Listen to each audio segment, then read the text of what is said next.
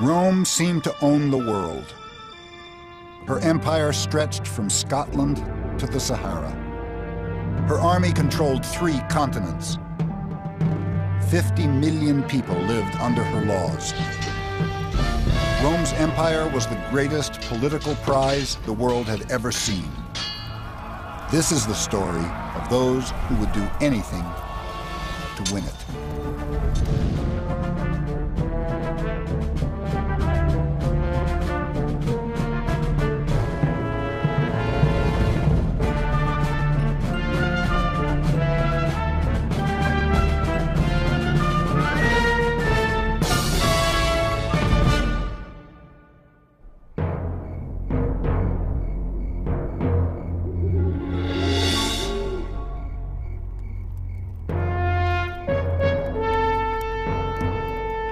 It's a warm spring night in 82 BC, and Rome is struggling to control one of its generals.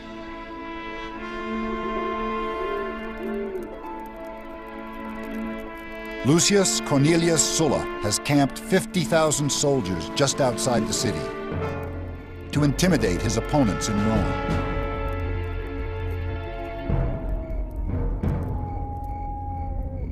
Sulla is a cunning politician and a brilliant general. He's returning from a successful 4-year campaign in the East and is used to getting his way.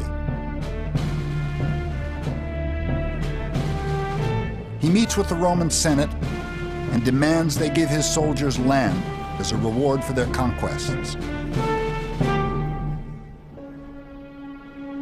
For the first time in Roman history, a general is bullying the government.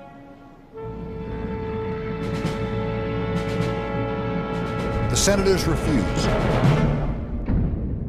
At issue is the very future of the Roman state.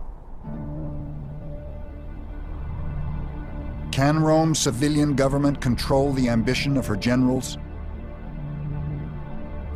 Or will brute force triumph over the rule of law?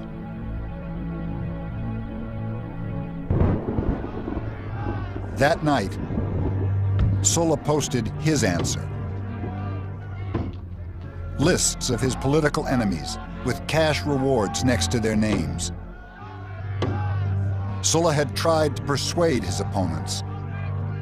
Now he promised to kill them. It was a bloodbath. Thousands died. Husbands were slaughtered in the embraces of their wives, sons in the arms of their mothers. And those who were killed in the passion of the moment were as nothing compared with those who were just butchered for the sake of their property. Plutarch.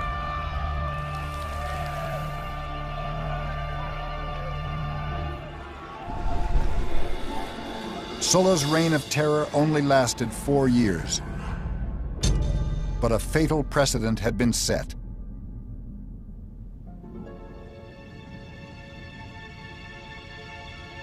A general had returned from war and persuaded a Roman army to help him seize power in Rome.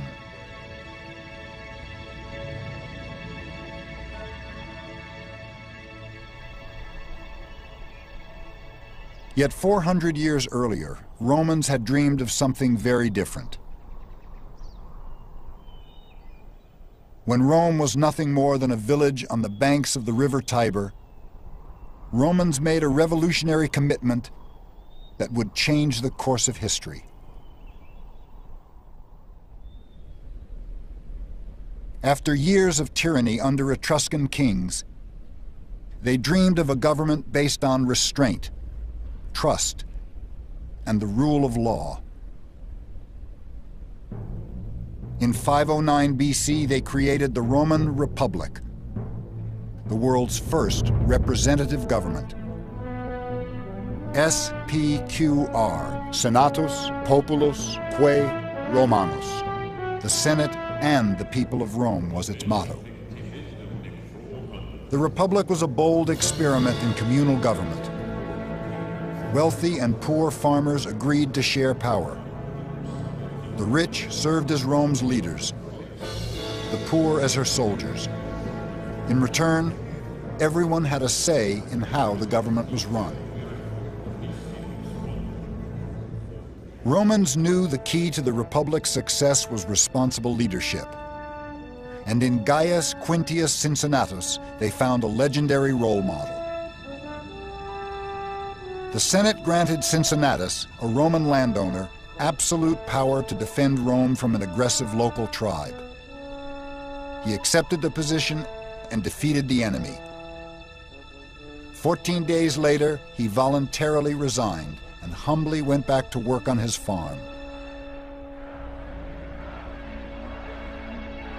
His sense of duty, sacrifice, and loyalty to the state embodied everything the new republic stood for.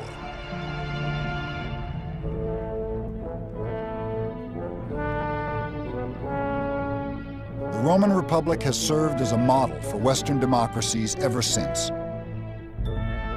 Everything from its public architecture to its political rituals is strangely familiar.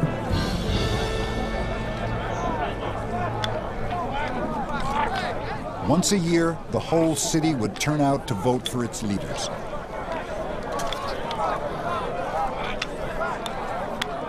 Competition for the consulship, the most important public office, was intense.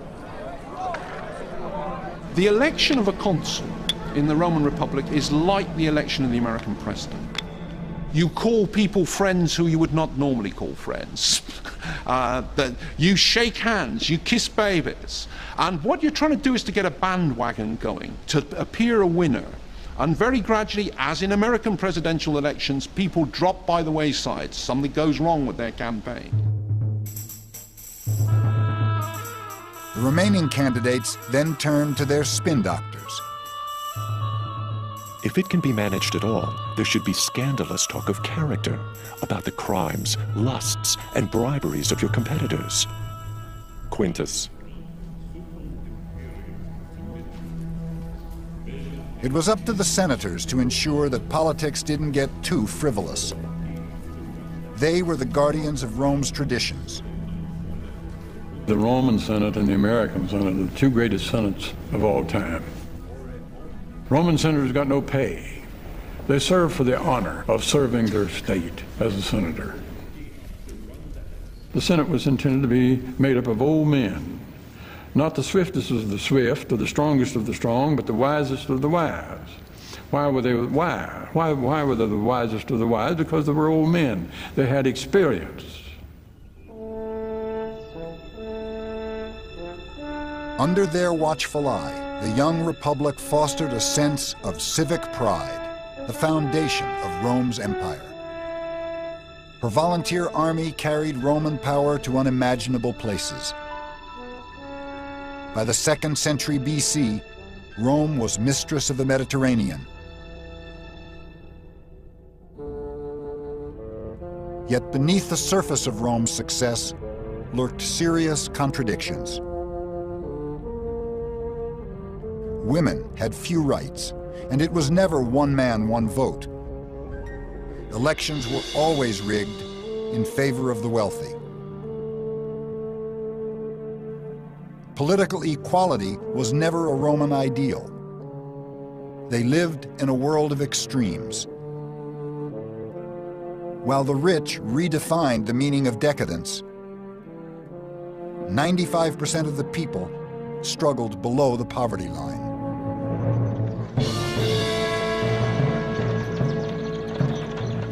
This social imbalance would fuel the most disruptive tradition in Republican Rome: patronage.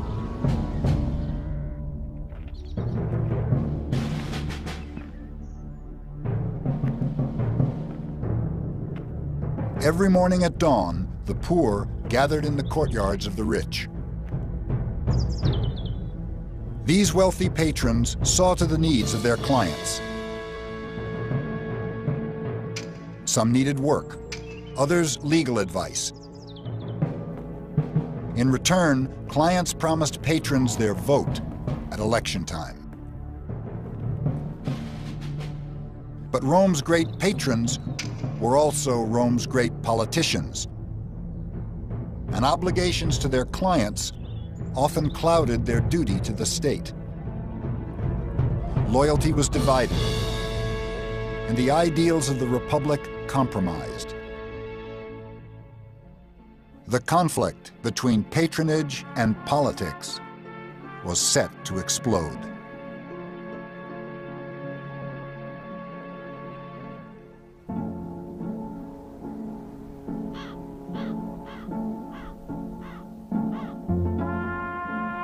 A small group of wealthy families ruled Rome. Notoriously conservative, they protected their own interests and quietly resisted reform, until one of their own broke the code of silence. Tiberius Gracchus was born to privilege. Grandson of Scipio Africanus, conqueror of Hannibal, and son of Cornelia, an intelligent, ambitious woman who poured her ideals into her two sons, Tiberius and Gaius. She told him she was tired of being called the daughter of her father, Scipio. She wanted to be known as the mother of her sons.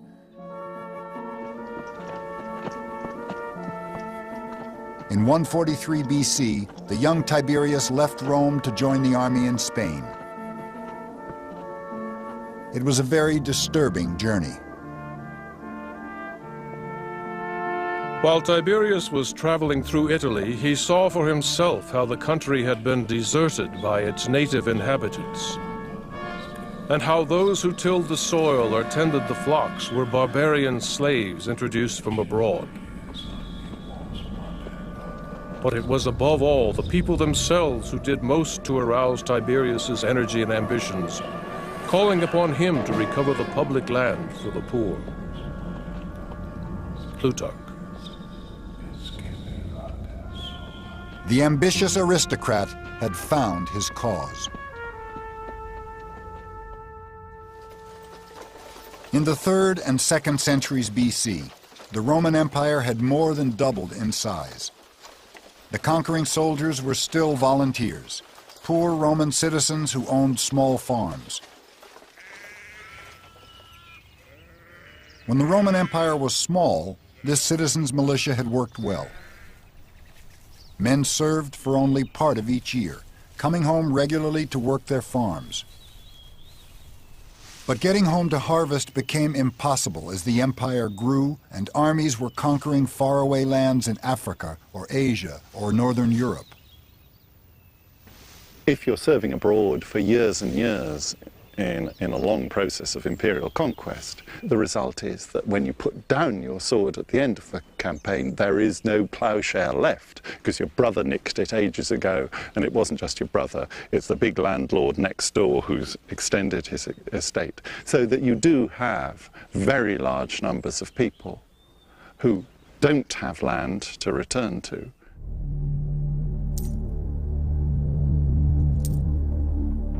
Their new estates netted the Roman aristocracy obscene profits, which they used to buy foreign slaves to work the land. So when veterans returned from war, they'd lost their land to the wealthy and their jobs to slaves. Tiberius Gracchus promised to change all that. The wild beasts that roam over Italy have their dens and holes to lurk in. But the men who fight and die for our country enjoy the common air and light and nothing else. It is their lot to wander with their children, houseless and homeless over the face of the earth. The truth is that our soldiers fight and die to protect the wealth and luxury of others. They are called the masters of the world, but they don't possess a single clod of earth which is truly their own. Gracchus.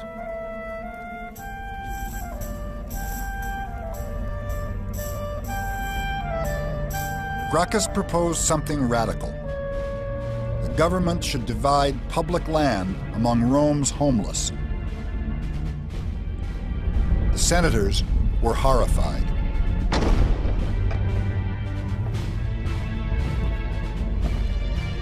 His plan threatened their own huge estates and also their political livelihood.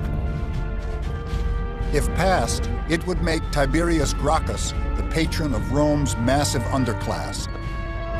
He'd be the most powerful man in Rome. The story of Tiberius Gracchus is the Roman aristocrat who cheats. He does the thing that they've all got a little convention among themselves. There's some things you do, there's some things you don't do. And you don't bust the system by going straight to the people and offering them things. You can see it as breaking a system of patronage. The Roman elite panicked. A group of senators confronted Gracchus as he was speaking to his supporters. In a fit of rage, they beat him to death with the chairs they were sitting on. Rome's boldest reformer was then dumped into the river Tiber.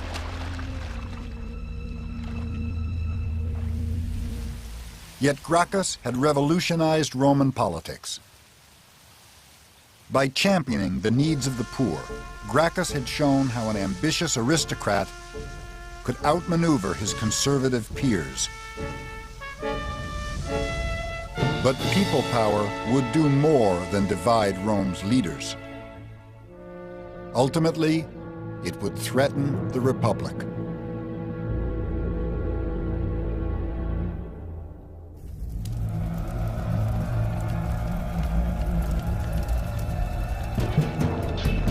By the beginning of the 1st century BC, the Roman Republic was imploding. Roman values were under siege. Slave revolts stunned Sicily and Italy. Something had to give. The collapsing republic found an unlikely supporter. Born in a wool-dyeing shop in central Italy in 106 BC, Marcus Tullius Cicero dedicated his life to opposing the greed and violence that threatened his world. He was a self-made man, earning a name for himself as an orator and lawyer in Rome, relying on his eloquence and intelligence to outwit wealthier opponents. Cicero believed the key to the Republic's future was in her past. There, Cicero saw the image of Cincinnatus and the ideals of restraint and self-sacrifice he embodied.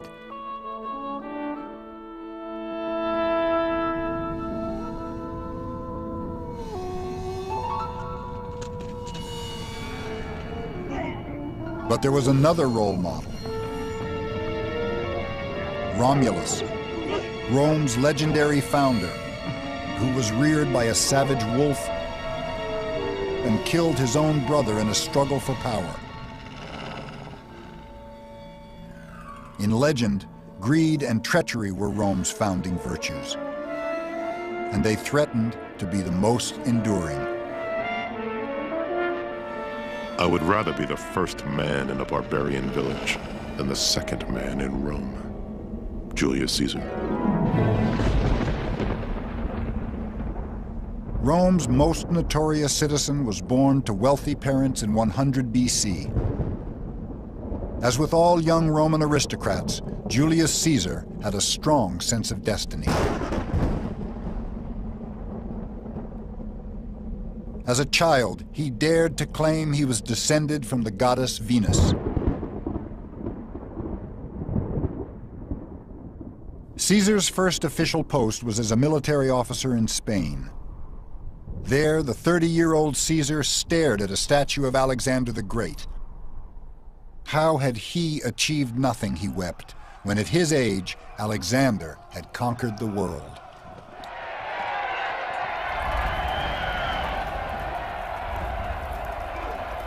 Roman politicians had always staged huge spectacles to impress the voters. In 63 BC, Caesar outdid them all. 640 gladiators fought to the death at his first public games. It was an unprecedented display of power. He was lavish in his spending. He purchased a short-lived fame at great expense. Plutarch. But Caesar knew there were two secrets to gaining power in Rome. One was playing to the people. Commanding a successful army was the other.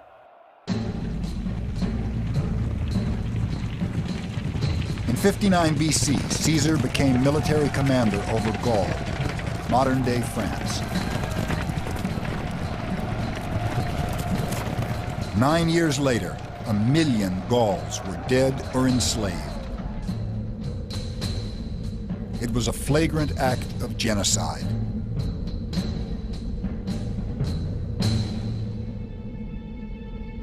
Caesar would now summon the ghost of Sulla, Rome's first warlord. Like Sulla, Caesar was returning from war with an army loyal to him, not Rome. Like Sulla, Caesar wanted something the Republic could never allow. In January 49 BC, Caesar committed the ultimate act of treachery. Following in Sulla's footsteps, he persuaded a Roman army to cross the Rubicon and march into Rome. The monstrosity of Caesar's character is concealed in his gay and friendly manner. No one knows what to do. If we resist, there will probably be bloodshed. Cicero. The Senate quickly chose Pompey, conqueror of the East, to defend the Republic. But Caesar wanted absolute power, even at the price of civil war. Rome's two greatest generals met in Greece. Brother against brother, eagle against eagle, flag against flag. Citizens, what is this madness? Lucan. Pompey was no match for Caesar and his brutal fighting force. He fled to Egypt, but was eventually captured by Caesar's spies. The fate of the Republic hung in the balance. But Caesar had other things on his mind. In Egypt, in 48 BC, he met the young Queen of the Nile, Cleopatra. They fell in love and had a child. Cleopatra persuaded Caesar to help her overthrow her brother and gain the throne of Egypt. Then, in 46 BC, she accompanied Caesar back to Rome. Cleopatra represented for the Romans every threat you can imagine. She was African, a woman, beautiful, she was powerful.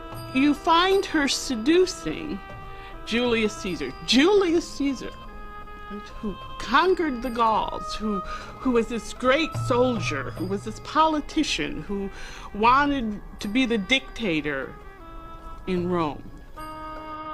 Cleopatra reminded them of their vulnerability, and that frightened them very, very much.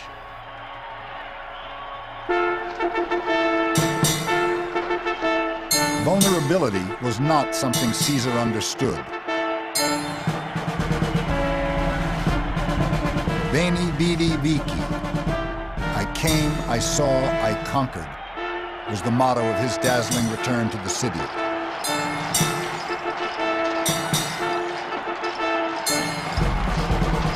That evening, he threw a banquet for 22,000 of Rome's poorest citizens.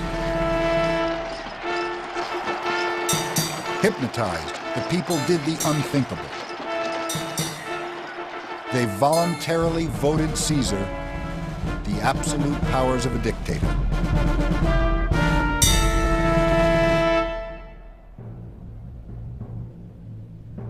Caesar then shocked everyone.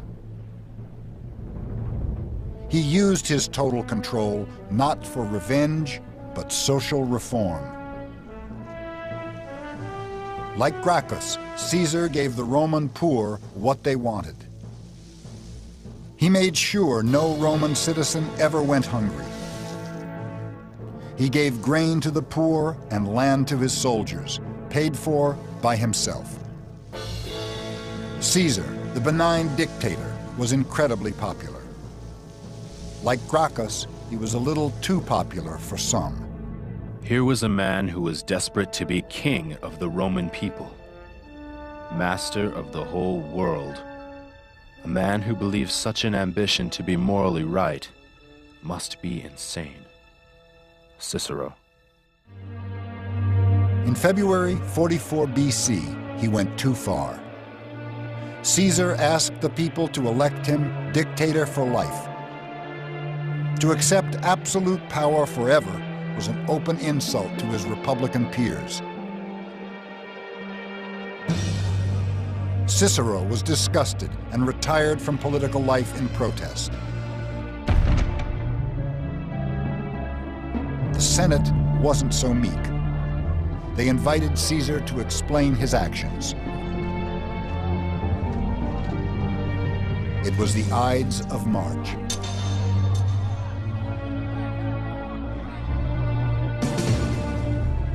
By mid-morning, the crisis was over. At the foot of a statue of Pompey lay Caesar's body, stabbed 35 times. Rome's poor were outraged. At Caesar's funeral, they lit torches from the pyre and set fire to the houses of the assassins. That night, a comet blazed across the sky.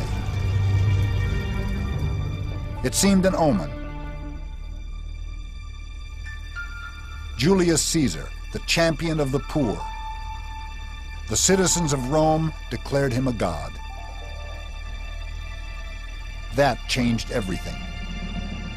For the poor had made it clear they valued the gifts of a dictator more than the empty promises of a republic. You could get rid of Caesar, but you couldn't get rid of Caesarism. As Cicero says at one point, it's a strange thing, we've killed the man and confirmed everything that he's done, because you couldn't do away with it. And in fact, those last years after Caesar's murder are not about the destruction of the Republic. The Republic was destroyed by Caesar. It's simply about who's going to replace Caesar. Two rivals came forward to vie for the dead dictator's absolute power. Octavian, Caesar's 18-year-old son-in-law and heir, and Mark Antony, Caesar's closest friend and ally, no stranger to the politics of intimidation. In 43 BC, Antony raised an army and surrounded the Senate. The Republic was once again under siege. Cicero came out of retirement to attack Antony. He thought Octavian was the Republic's last chance. Cicero confronted Antony in the Senate. Your ambition to reign is as fierce as Caesar's. I would gladly offer my own body if my death could redeem the freedom of our nation. Antony took Cicero at his word, and 2 months later, his thugs murdered the Republic's boldest defender. His hands were cut off and put on public display in Rome. Its conscience dead, the Roman Republic was in crisis.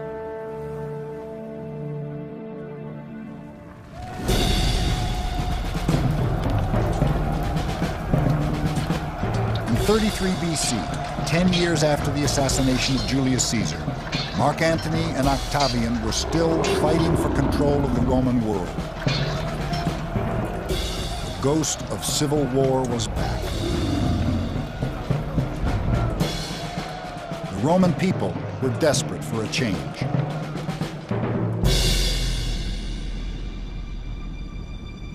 The rule of a single man is the only remedy for a country in turmoil. Tacitus. Octavian finally defeated Anthony in 31 BC to become the undisputed ruler of the entire Roman world. But his greatest victory would be one of statesmanship. Octavian was poised to redefine the very meaning of power in Rome. He understood patronage was the secret to control in Roman society. With Rome's vast treasury at his disposal, he set about making every Roman his client, obligated to him, the universal patron. Octavian handed out huge cash bonuses to Rome's army. He now had the undivided loyalty of over 400,000 soldiers.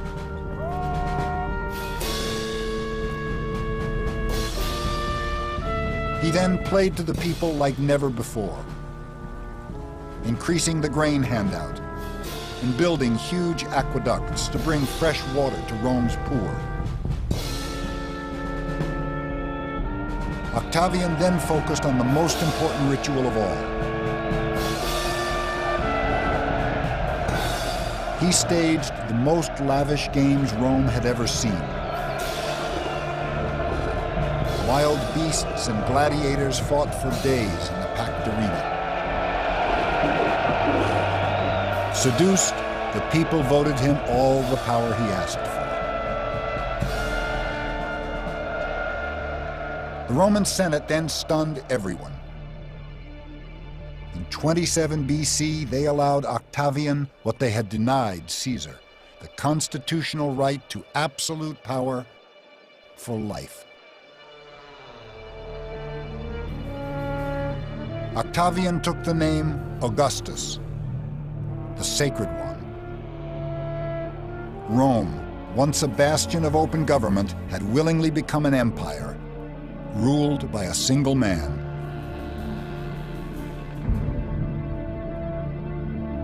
Octavian Augustus had become the Roman Empire's first emperor.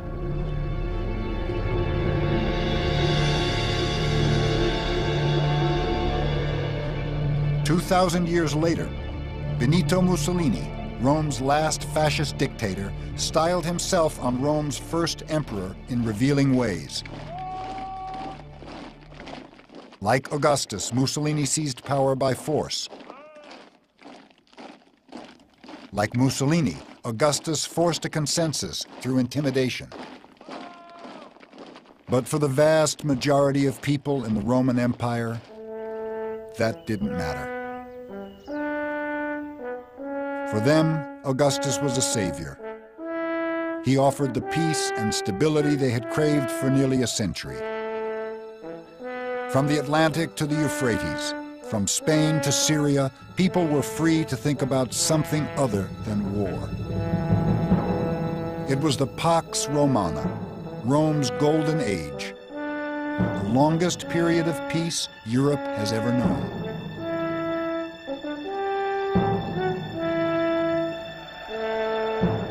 Yet the architect of peace would never enjoy his own triumph.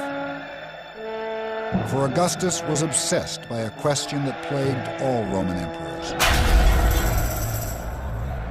What would happen in Rome when he died?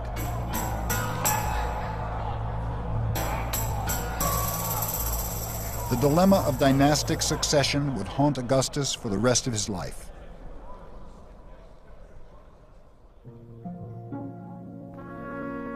His marriage to Livia had produced no male heirs.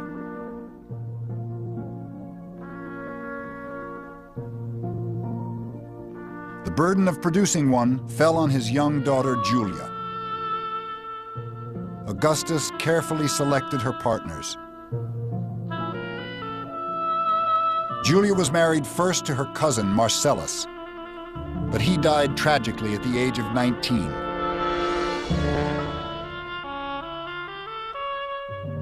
She was then married to Marcus Agrippa, her father's military advisor. He was 30 years older than her. He died too. Finally, Julia was paired with Tiberius, her own stepbrother. The only thing they shared was a mutual dislike for each other's company. Poor Julia was overwhelmed by the arranged marriages. Inevitably, she looked elsewhere for intimacy. Rome's gossip mongers had a field day. His daughter was shameless beyond imagination. She had been accessible to scores of lovers. The very forum in which her father had proposed a law against adultery she had chosen for her debauchery. She daily resorted to the life of a whore, selling her favors to even unknown lovers. Seneca. Augustus was trapped. 10 years earlier, he'd passed draconian laws banning adultery, on punishment of exile or death. The emperor was forced to banish his own daughter to an island off the coast of Italy. Julia was never allowed to return to Rome. The pressures of dynastic succession had claimed its first victim.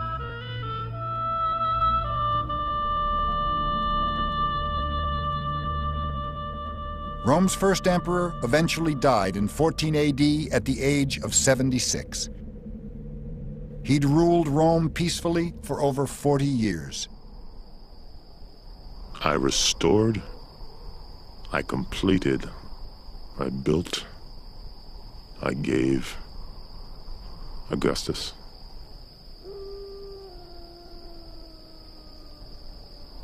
Augustus had given Rome a sense of pride, stability, and prosperity.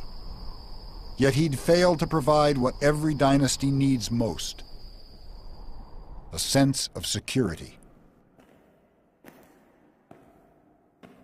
Imperial power seized by force could always be lost to force. Insecurity plagued Augustus's successors, and their paranoid delusions would be the undoing of his dynasty. Ironically, the biggest threat came from the Praetorian Guard, the elite troops meant to protect emperors, not kill them.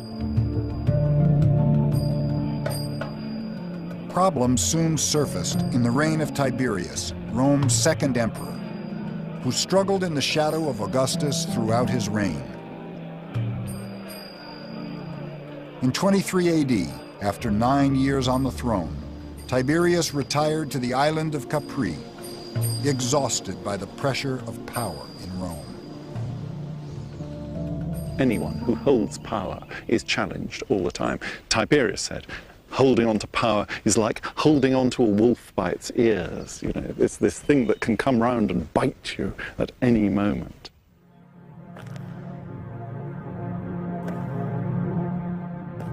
Tiberius left Rome in the care of Sejanus, his trusted Praetorian commander. But Sejanus did not want to help the emperor. He wanted to be emperor. And with Tiberius away from Rome, he played on the emperor's paranoia. Sejanus told Tiberius conspiracies existed all over Rome, but they were just a smokescreen to justify the murder of anyone who stood between him and the imperial throne. He even imprisoned the emperor's family. Oblivious, Tiberius made Sejanus his co-consul in 31 AD. The truth finally reached Capri. The emperor acted quickly. He invited Sejanus to the Senate, promising a promotion. But it wasn't a letter of promotion. It was a warrant for his arrest. Sejanus never made it to trial. His treachery highlighted a fundamental problem in imperial Rome. Everyone knew that the Praetorian Guard watched over the emperor. But who watched over the Praetorian Guard? Tiberius responded just in time. Caligula, his successor, wouldn't be so lucky. Rome's third emperor was notoriously brash, particularly towards the Senate. But Caligula is best remembered for another relationship. With his racehorse, Incitatus. The emperor gave the horse a marble house and an ivory bed. He regularly invited the horse to dinner in the imperial palace and even threw huge parties for him. But Caligula topped everything when he recommended his horse be elected consul, the leading magistrate in Rome. To some people, it was more than the whim of a madman. Say you're sitting in the White House, and as usual, Congress is being difficult. And you want to say, I want to go in front of the American people, and I want as president to demonstrate my contempt for Congress. And how am I going to do that? I'm going to make my dog a congressman. I'm going to say to the American people, I value the Congress and what they have to say as much as I do what my dog says when it barks. So when Caligula made his horse a consul, that's a fantastically clever political insult to the Senate. Rome's rich and powerful were not so impressed. On the 24th of January, 41 AD, they bribed the Praetorian Guard to murder the emperor. But they wouldn't have killed Caligula if they knew of the horror to come.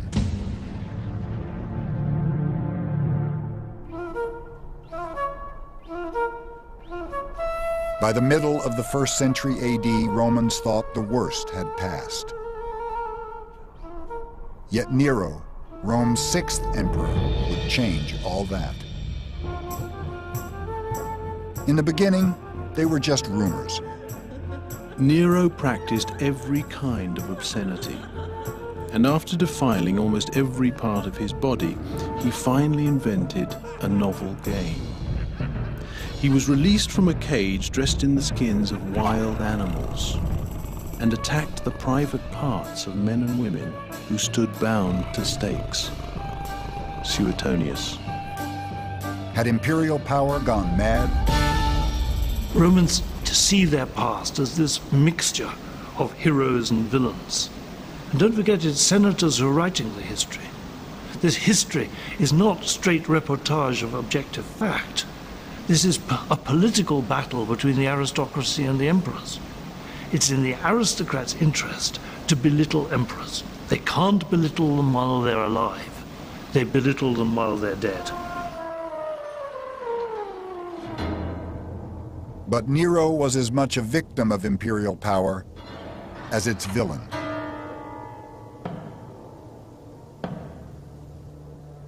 His father died when he was only 3.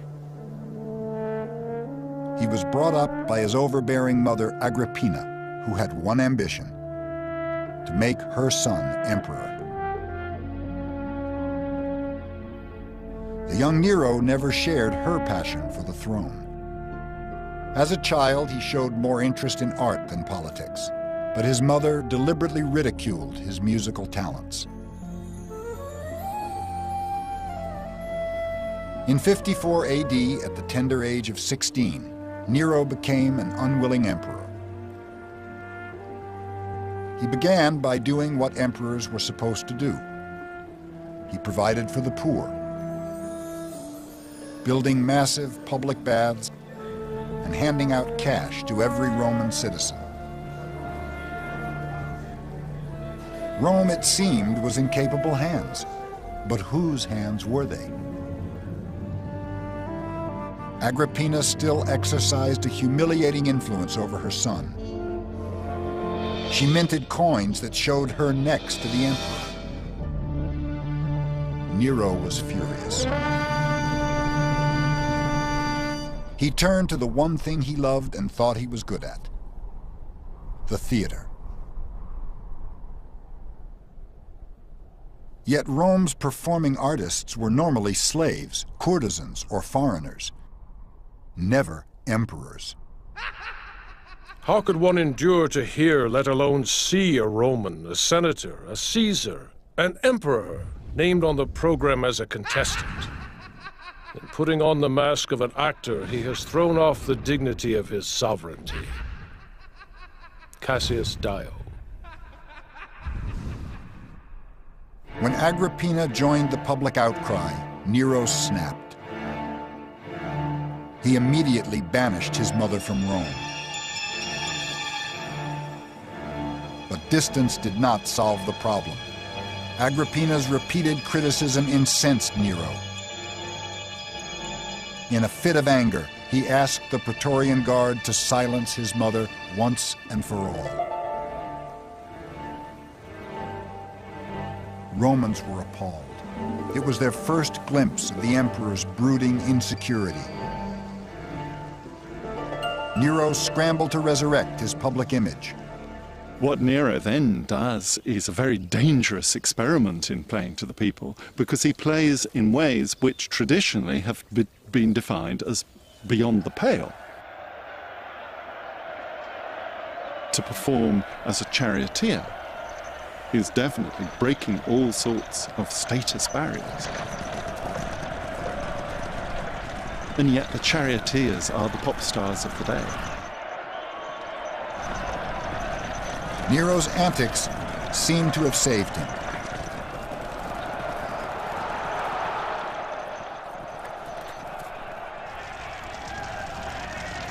In 64 AD, a huge fire swept through Rome, destroying a third of the city. Half the population was left homeless. Nero's response was equally tragic.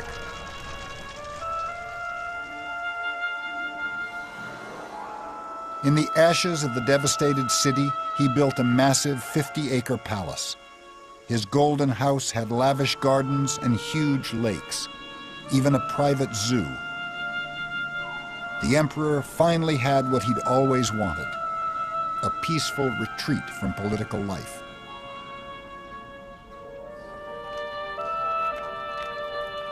Rumors quickly circulated that the emperor had intentionally started the fire to clear space for his new palace. Nero panicked. He frantically searched for a scapegoat and settled on an obscure cult that had recently arrived in Rome.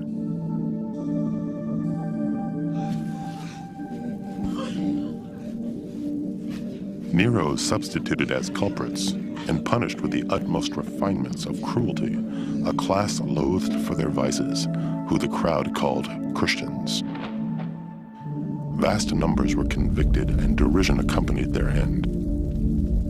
They were covered with wild beast skins and torn to death by dogs, or were fastened to crosses and burned to serve as lamps by night. Tacitus.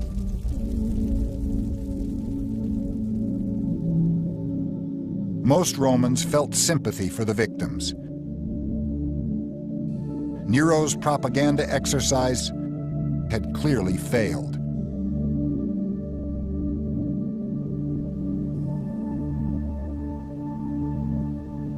Once again, he took refuge in his own artistic fantasies and set off on a singing tour of Greece. The Greeks alone are worthy of my efforts. They really listen to music. Nero. Not surprisingly, the most powerful man in the world won every competition he entered. The emperor bribed judges and forced audiences to sit through every performance. No one was allowed to leave the theatre during recitals, however pressing the reason. We read of women in the audience giving birth, and of men being so bored with listening and applauding that they shammed death and were carried away to burial. Suetonius. Romans were outraged by Nero's indulgence and incompetence. On June 9th, 68 AD, the Senate declared Nero a public enemy and sentenced him to death. But Nero chose a far more theatrical end. He took his own life. His final words, "What an artist the world is losing." It was the end of Rome's first imperial dynasty.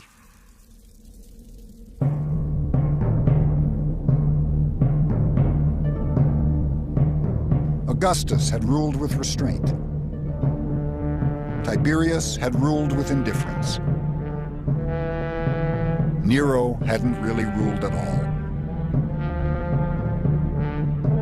The tragic demise of Rome's first imperial dynasty would echo for centuries to come. There would be emperors in Rome for another 400 years. But their dynasties would all rule with the same rhythm of power. Like Augustus, they'd start off promising the best of times. Their generosity would give Rome its grandeur. Their armies would guarantee the empire its peace. But like Nero, their reigns would end in catastrophe.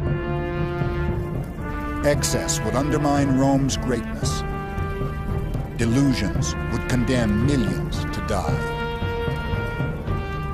Power and glory, the curse of imperial Rome.